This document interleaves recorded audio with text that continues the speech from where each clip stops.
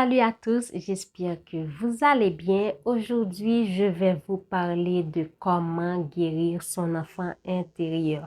La semaine dernière, j'avais parlé de comment vous pouvez entrer en connexion avec votre enfant intérieur. Et là, aujourd'hui, je vais vous parler de comment guérir votre enfant intérieur. Donc, je ne vais pas me répéter pour la définition, comme je le disais de façon brève.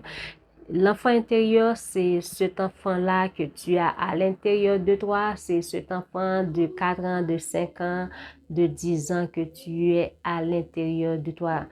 C'est cet enfant-là que tu étais. Donc, on a tous en nous l'enfant qui sommeille. C'est là, mais c'est un sommeil, comme j'aime le dire. Dernièrement, je vous ai proposé des tips que vous pouvez mettre en place pour pouvoir entrer en connexion avec votre enfant intérieur. Alors aujourd'hui, je vais vous donner 6 tips que vous pouvez mettre en place pour pouvoir guérir votre enfant intérieur.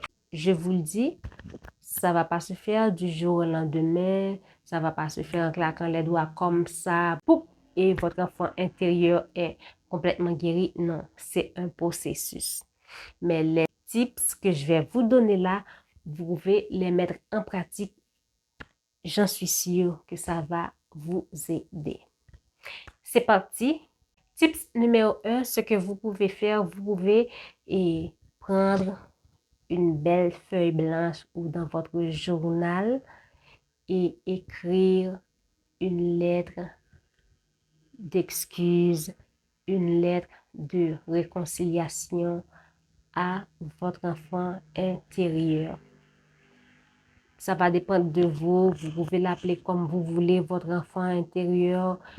Vous pouvez l'appeler comme vous appelez là, Kenya, Martine, chère Martine, ou chère Kenya, chère Nathalie, ou chère Nat, chère Ken. Donc, vous pouvez donner des noms très affectueux à votre enfant intérieur, ou vous pouvez appeler votre enfant intérieur comme vous vous appelez là maintenant.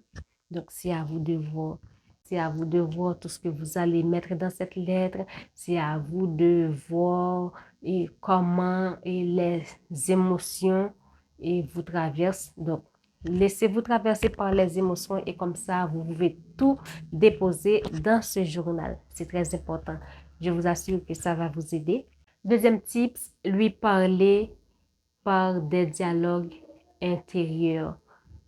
Des dialogues doux, bien sûr. Parlez à votre enfant intérieur. Comme je le dis toujours, un monologue. Donc, c'est comme vous parlez avec vous-même. C'est comme ça, intérieurement. Vous parlez à cet enfant intérieur-là.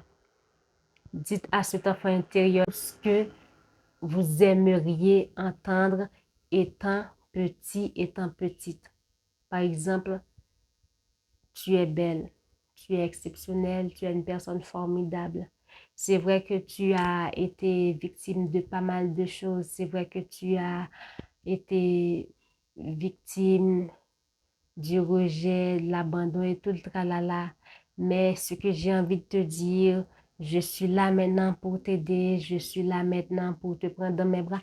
Des tas de choses comme ça. C'est à vous de voir, laissez-vous entraîner dans cette conversation intérieure-là. C'est très important. Faites en sorte de vous dire des choses gentilles, des choses bienveillantes. C'est très important. Tips numéro 3, soyez bienveillant avec cet enfant intérieur. Soyez affectueux, affectueuse. Soyez doux, douce avec votre enfant intérieur. Tout ce que vous aimeriez avoir ou recevoir comme affection, attention, compréhension, c'est le moment idéal de l'offrir à votre enfant intérieur. C'est très important. Quatrième tips, exprimez vos besoins sainement. Qu'est-ce que vous avez besoin? Exprimez seulement vos besoins. En exprimant vos besoins, n'hésitez pas de faire de la méditation, de pratiquer l'écriture et l'écoute active. L'écoute active, c'est très important envers vous-même. Alors, exprimez vos besoins par l'écriture, la méditation, le sport, etc.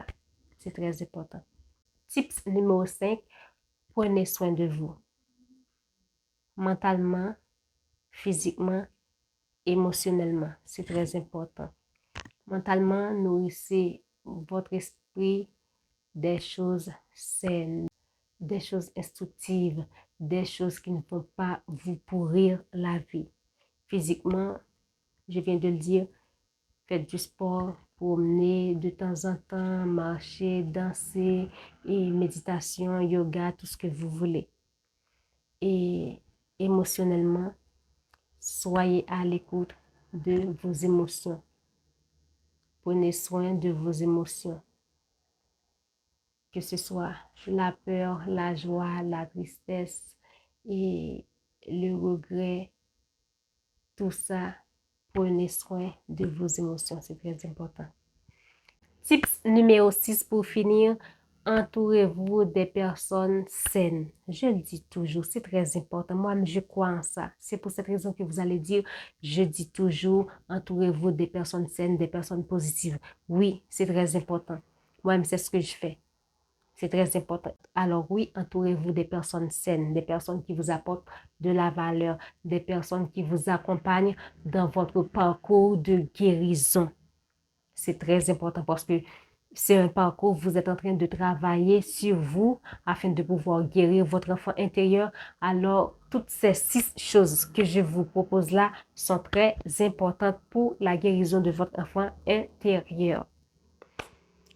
J'espère que cette vidéo va vous aider. Je vous dis à la prochaine pour une nouvelle vidéo. Et n'hésitez pas de nous laisser un petit commentaire, de liker la vidéo, de la partager à quelqu'un qui en a besoin. Et vous pouvez toujours poser vos questions en commentaire. Je me ferai le plaisir de vous répondre en vidéo. C'est très important parce que j'avais fait une vidéo là-dessus. Quand vous posez vos questions, SOS Échange Bien-être va vous répondre. Donc, d'ici là, je vous dis à la prochaine. Bisous.